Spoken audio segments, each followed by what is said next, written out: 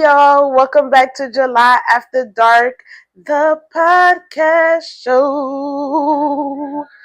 Y'all didn't know I could sing. I'm your host, July Summers Ellington, but you can call me July if you're nasty. And we are back with our episodes of July After Dark. Last time we left off on a very juicy note. A note of, basically, like I said, I confessed. I couldn't beat the allegations, so I addressed them. And it definitely got around. And it got around so much. The person who I was speaking about, the person I was speaking about, he watched the page. He heard the episode. It probably buzzed around. That's what happens when you're July, okay? Listen, it's to be expected. But no lies were told. Haha. Because if there were lies told, then, conversations would have been had. But ain't no lies were told, my love. Because I keep trying to explain to y'all, I don't need to lie. Why would I get on this platform, right? Why would I sit here and create this platform for myself and come to y'all and tell y'all a fabricated story? There's no sense in that. There ain't no sense in that. So, with that being said, we're not going to dive that back deep into that. I feel like I said what I had to say about that, right? If there's anything else you guys feel the need to ask me about the situation, I will gladly be able to address it. But yeah, I think at this point, the bottom line is, it goes back to the post that I had already posted. We have to normalize leaving people we don't want to be with. It's a difference when we're sitting here wanting to fight for a specific relationship, or we want to sit here and fight for the person we want to be with and fight for our loves and our right to party. It's definitely different for that. But when you truly know that you don't want to be in a relationship with somebody, there is no reason to be sitting there and sugarcoating anything. And that's where I'm going to leave that at. And I could not believe that at this grown age, right? I had a conversation with a friend of mine, and she was telling me how she feels like it's hard to make friends in your 30s.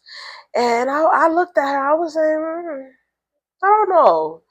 I don't know if it's hard to make friends in your 30s. I think it's hard to keep them in your 30s, though. I tell you that. I feel like people don't know how to be genuine, and everything is a competition, and it makes no sense at that point. And I got a little story for y'all, because I always got to come with a story time. You feel me? Always got to come with a little story time. And the story time that I have, right, is, I don't even know where to begin when it comes to this, honestly. The beginning sounds nice, right? Those the beginning that sound nice, right? The beginning sounds nice. Okay, so what we're gonna do is we're gonna start from the beginning. The beginning is last year. This is why I want to say group chats are definitely dangerous. You can't associate with just anybody nowadays. And I've learned working security that when you put too many women in one place, it's bound to go left. It is bound to go left. So, right, with that being said, let me tell y'all a little story time about how I was in a group chat and it went left. Around, I want to say November, December of last year, I was added into a group chat with mainly women, but some men. And they were planning a party. They planned the party, and during that little party that they planned, we're gonna fast forward to the party, but they were planning the party. If the party was lit, the party was cool. I did not drink at the party because I have a thing about drinking around people that I don't know. Well, not drinking around people that I don't know, so I didn't know many people at the party. I knew about two of them, and the rest were all new and strangers to me. So I just decided to stay sober that night, amongst other reasons, but that was the main reason why I decided to stay sober that night. And I stayed sober that night. And as the night goes on, I'm there till like 4:30ish, 5 o'clock in the morning. I come home, realize I left my keys there. So one of the people that I already knew at the party grabbed my keys and brought it to me the next day. Boom. That was the last time I had interacted with a few of those people, of most of those people, all of those people.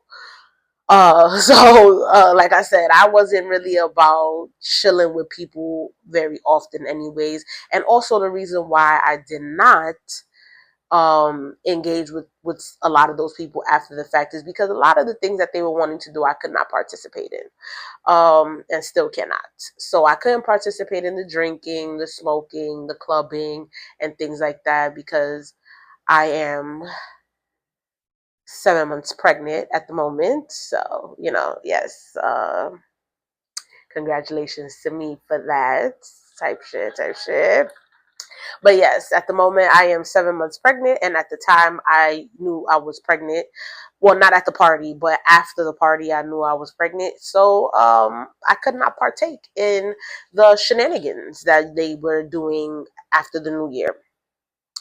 But I did end up keeping in touch with a few people after that, and that's how the group chat, excuse me, ended up being predominantly women, and that's when I knew that shit was gonna go left. And for some time, it was okay. I felt a couple of weird vibes. Definitely felt a couple of weird vibes. Specifically from one female. I could tell she did not like me, but it's always the ugly ones that hate on the pretty ones. So I was not surprised at that situation. But needless to say, I still continue to try to be around in the conversation and try to still engage with others and, try to be a good sport about it. But man, oh man, did this shit go left so quick that the group chat just ended. They ended up making a new group chat. I was not included, and I was glad that I wasn't included because I don't like to be around people that I don't need to be around anyways. I have this thing where I could feel it in my soul that if you're just not right, you're just not right. And I just felt a lot of them were just not right. So I continued to just stay away after the fact. I'm the type of person, like I said, if something ain't right, something ain't right. And a lot of things were not right. And it was God showing me that by him having me out of that group chat. That situation that happened that had nothing to do with me got caused me to not be a part of the next group chat that was created, and I was glad for that. I was extremely happy for that because I don't have time to be around people that don't like me. I don't have time to be around anybody that I don't like. I'm okay. I'm good, love, and joy. So, with that being said, I continue to have a relationship or a friendship with some of the women in that group chat. Um, we ended up just reconnecting or connecting outside of that, being friends. And, to really be honest, it's a lot of women who say they want genuine friends but are not genuine themselves. Like, I don't understand how you would sit here, and not even only women, but I don't understand how people could generally just sit here and say, oh, well, that's my bestie, and you just met her yesterday. Who you fooling? Exactly. You're not fooling anybody, baby girl. That is not your bestie. That's just somebody that you met and that you can get along with. But then eventually you start to realize these people's true colors, and these people are not very genuine. There's no reason why, if something happens in private, that it needs to come out in the public. And of course, it comes out in the public because you have nothing else going for yourself. So of course, you're going to talk about somebody else. It always works out that way. When somebody has nothing going for themselves, they will talk about somebody else that has everything going for themselves. They're a hater. And then on top of that, to have conversations about things that happen and you were the only one there, and you were the only one that witnessed these things, and other people didn't say anything about it, and you're the only one saying something about it, and you're trying to point the finger, you're a loser. You're a real deep down dirty dog loser.